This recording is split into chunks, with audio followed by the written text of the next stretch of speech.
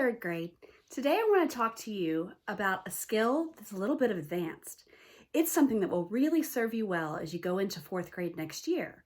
What I want to talk to you about is when you have long blocks of text as you're writing that need to be broken into parts to give your reader a break. We call these parts paragraphs. When you're writing, I want you to notice when there's a long block of text where it just keeps going and going. And I want you to think about where would be a good place to give your reader a pause. I want to show you a few places that you might consider giving your reader a pause. When should I make a new paragraph? The first one, and this little sign right here, is our editing mark for how that shows when you need a new paragraph. So that's why I've used it all the way down the side. So this means use a new paragraph when a new character comes along. So if you're writing about yourself and this happens and all of a sudden your friend comes into the picture, that might make a good place for you to make a new paragraph. The second place to make a new paragraph is when a new event happens. So if you've been riding in the car and all of a sudden you arrive at the place where you're going, at the park or whatever, the new event happens. That's a great place to start a new paragraph.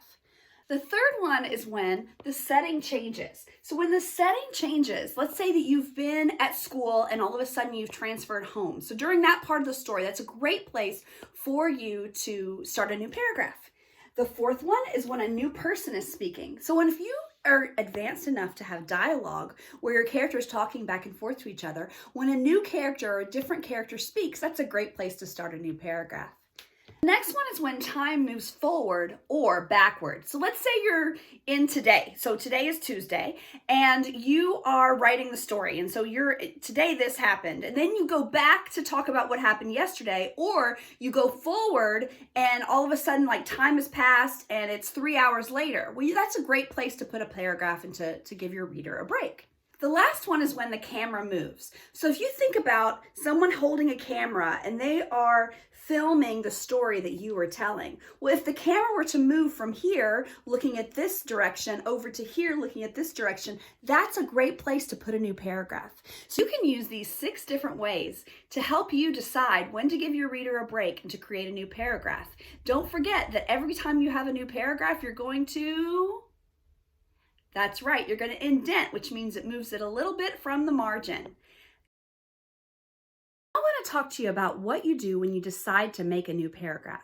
You want to make sure that you start your new paragraph with words that show what the new paragraph will be about. It will set the topic and the direction for the paragraph that you are going to write.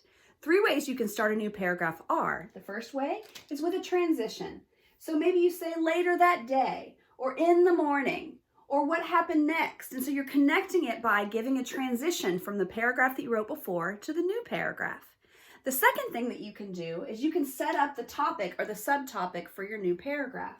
Maybe you say the first thing to understand, or you could say for example, or you could say another kind. And so really you're just kind of setting up that I'm going to talk about this in this new paragraph.